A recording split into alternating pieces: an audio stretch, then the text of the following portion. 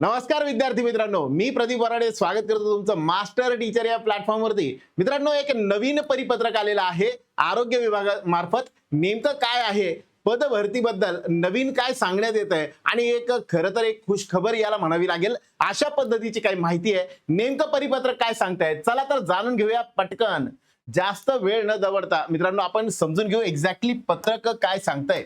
पत्रकामध्ये म्हटलेलं आहे बघा, आरोग्य सेवा आयुक्तालय पुणे कार्यालय यांच्या माध्यमातून हे परिपत्रक देण्यात आलेलं आहे माननीय प्रधान सचिव यांना।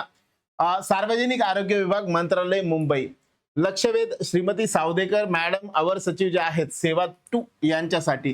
काय म्हणणं आहे पत्रामध्ये बघा, गट क व गट ड संवर्गातील नव्याने पदभरती करण्याबाबत, ठीक आहे, आयोजित करण्याबाबत नवीन जी पदभरती आहे, ग्रुप सी असेल किंवा ग्रुप डी असेल, तर ह्यांच्यासाठीची जी नवीन पदभरती आहे ती करण्याबाबत जे आहे तर त्याबद्दल एक पत्रक जे आहे ते काढण्यात आलेलं आहे। सामान्य प्रशासन विभागाला ते देण्यात आलेलं आहे।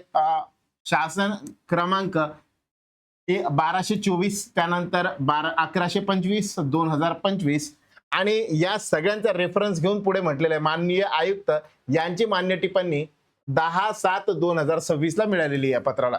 काय म्हणणे बघा, सार्वजनिक आरोग्य विभागाच्या सन 2023 पदभरतीच्या अनुषंगाने गट क व गट ड संवर्गाची 10,949 पदांची जाहिरात प्रसिद्ध करण्यात आली होती। त्यापैकी गट क संवर्गाचे 6,046 पद आणि गट ड संवर्गाचे 3,519 असे 9,565 पदे भरून रुग्ण सेवेकरिता मनुष्यबळ उपलब्ध करून देण्यात आलेले आहे। 10,949 पदांची आणि फायनल जे आहे त्यातले 9,565 पदे भरले गेलेत। आता विभागाच्या गट क संवर्गाचे सरळ सेवेच्या कोट्यातील 4,476 पद रिक्त आहेत। गट क मधले संवर्गाचे सरळ सेवेचे किती, 4,476, जवळपास 4,500च्या अराउंड म्हणू शकतो आपण। व गट ड संवर्गाचे सरळ सेवेच्या कोट्यातील 2,465 पदे असे टोटल 6,941 पद रिक्त आहेत। याचा पूर्ण तक्ता जो आहे तो पुढे दिलेला आहे। त्यानंतर माननीय सचिव सार्वजनिक आरोग्य विभाग मंत्रालय मुंबई यांच्या कार्यालयाचे आस्थापना दिनांक 14/2/2025 पत्र, इथे काही संदर्भ दिलेले आहेत कोणते कोणते पत्रव्यवहार झाले त्याचे अन्वये महाराष्ट्र लोकसेवा आयोगामार्फत पदभरतीचा प्रस्ताव सादर करण्यात आलेला होता। म्हणजे 2025 मध्ये हे सगळे पत्र व्यवहार झाला, त्यामधनं सादर करण्यात आला एक प्रस्ताव। सदर पदभरती प्रस्ताव सुधारित करून पत्र क्रमांक 2026 मध्ये 3/2/2026 ला आयुक्तालयाअंतर्गत असलेली गट क संवर्गाची पदे ही महाराष्ट्र लोकसेवा आयोगामार्फत भरण्याबाबतचा प्रस्ताव व सेवा प्रवेशाबाबतची माहिती म्हणजेच सुधारित प्रस्ताव हा सादर करण्यात आला। कुठं, सार्वजनिक आरोग्य विभाग मंत्रालय मुंबई, फेब्रुवारी 2026 मध्ये। सामान्य प्रशासन विभाग मंत्रालय मुंबई यांनी संदर्भ क्रमांक 1 भरती प्रक्रिया सुसूत्रीकरण व सुधारणा केलेली असून त्यामध्ये इतर विभागाचा समावेश आहे, परंतु आपले सार्वजनिक आरोग्य विभागाचा समावेश असल्याचे दिसून येत नाही। मग आपण जर बघितलं सध्या कॅडर बकेटिंग वाला जो पार्ट म्हटलं होतं आपण, सगळेच्या सगळे विभाग त्याच्यामध्ये आलेले आहेत, पण हा वाला विभाग जो आहे तो त्याच्यामध्ये आहे असं दिसत नाही। सार्वजनिक आरोग्य विभाग शासन निर्णय हा संदर्भ दिलाय क्रमांक 2 अन्वये राष्ट्रीय आरोग्य अभियान अंतर्गत विभागामध्ये 10 व त्याहून अधिक वर्ष कंत्राटी सेवा पूर्ण करणाऱ्या 15,010 इतक्या कर्मचाऱ्यांना एक वेळची विशेष बाब म्हणून समकक्ष वेतन श्रेणीतील आधी संख्या पद निर्माण करून त्यावर नियुक्ती देण्याच्या कार्यवाहीस मान्यता प्रदान करण्यात आलेली आहे। म्हणजे कंत्राटी टेम्पररी कंत्राटी जे कामगार होते त्या सगळ्यांना काय करण्यात येते, एक विशेष बाब म्हणून 15,000 कर्मचाऱ्यांना पूर्ण वेळसाठी कन्सिडर करावं यासाठीचं म्हटलं जातं। या ठिकाणी त्यांची नियुक्ती करण्यात येते। सदर पदे अधिसंख्या म्हणून निर्माण करण्यात आलेली आहेत, त्यामुळे सदरील पदे हे जाहिरातीद्वारे पदभरती प्रक्रियेत येत नाही, म्हणून हे ह्या पदांसाठीचं जाहिरात नसेल। म्हणजे कोणते जे कॉन्ट्रॅक्च्युअल भरतीमधनं झाले होते ते वगळता उरलेले जे आहेत त्या पदासंदर्भात हे बोलताय। संदर्भ 3, राज्यातील 50% व त्यापेक्षा अधिक बांधकाम पूर्ण झालेल्या नवनिर्मित श्रेणीवर्धित एकूण 260 जवळपास 259 रुग्ण संस्थांसाठी आकृती बंधानुसार आवश्यक असलेल्या 7,955 पदांपैकी महत्वाचा आहे बरं का आकडा, जे नवीन हॉस्पिटल्स तयार झालेत, जिकडे अजून भरपूर ठिकाणी काही बांधकाम पूर्ण झालेले आहेत, काही अजून चालू आहेत, अशा ठिकाणी जवळपास 259 ठिकाणी संस्था आहेत. त्या संस्थांना 7,955 एवढे पद लागणार आहेत, एवढ्या जागा त्या ठिकाणी आहेत.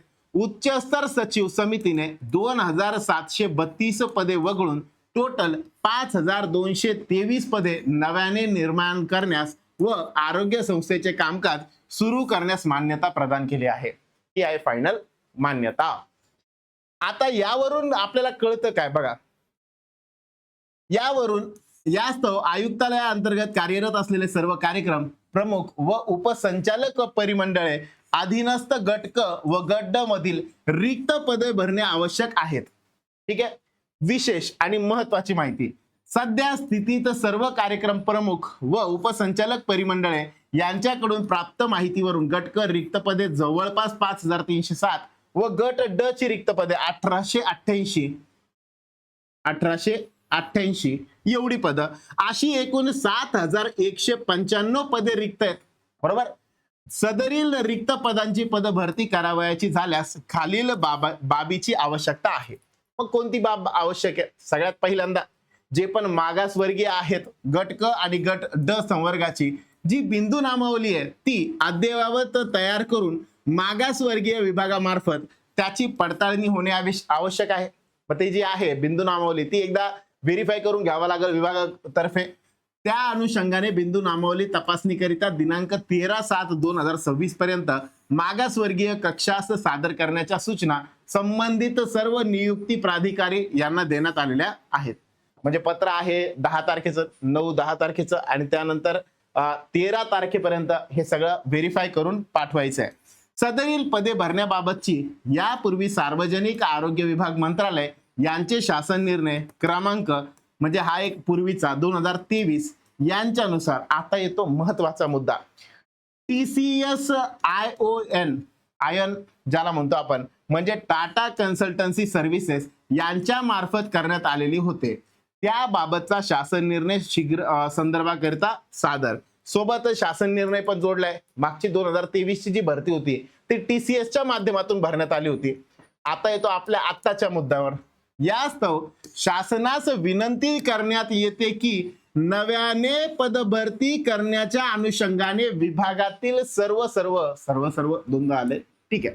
सर्व कार्यक्रम प्रमुख व उपसंचालक आरोग्य सेवा परिमंडळाकडून त्याचेकडील गट क आणि गट ड संवर्गातील रिक्त पदे तसेच संभाव्य रिक्त पदांचा समावेश करून मागासवर्गीय कक्षांकडून बिंदू नामावली प्रमाणित करून घेण्याबाबत व पद भरती प्रक्रिया. इथे महत्वाचा मुद्दा, TCS Tata consultancy services limited अथवा महाराष्ट्र लोकसेवा आयोग यांच्या मार्फत करण्यात यावी याबाबत शासन स्तरावरून मार्गदर्शनपर आदेश व्हावेत ही विनंती आणि ही पाठवण्यात आलेली आहे.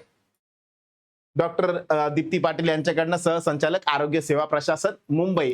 तर अधिकृत माहिती मित्रांनो ही आलेली आहे आणि यानुसार सगळीच्या सगळी माहिती म्हणजे यावरनं 2 गोष्टी क्लिअर होतात. लवकरच पद भरती होणार आहे आणि या सोबत दुसरी माहिती अशी कळते की ह्यावेळेस TCS किंवा MPSC आता सध्याचं चित्र बघता जर आपण बघितलं तर MPSC पण काय करतंय तर येस MPSC पण म्हणतंय की परीक्षा या ऑनलाईन पद्धतीचे होणार आहे.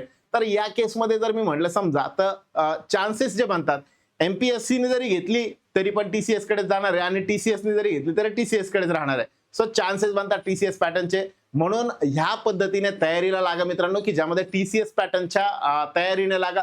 सोबत सर असं पण होऊ शकतं MPSC स्वतः घेऊ शकतं पण MPSC स्वतः ऑनलाईन पद्धतीने घ्या असं म्हणतंय आणि त्या केसमध्ये पुन्हा तेच IBPS किंवा TCS कडे जाणार. सो या 2 गोष्टी बनतात आणि म्हणून ऑनलाईनचे चान्सेस जास्त बनतायत सध्याचा ट्रेंड बघता. म्हणून थोडंसं तयारी जी आहे ती त्या पद्धतीची तुम्ही ठेवावी.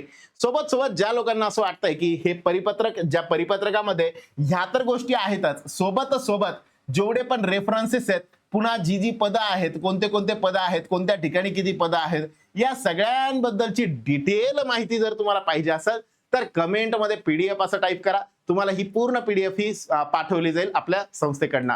याबद्दल अजून काही डाऊट असतील, अजून काही शंका असतील, कुशंका असतील तर तुम्ही कमेंट बॉक्समध्ये विचारू शकता. व्हिडिओ आवडला असेल तर लाईक करा आणि तुमच्या मित्रमैत्रिणींपर्यंत पोहोचवायला विसरू नका. Thank you very much. Good day to all of you.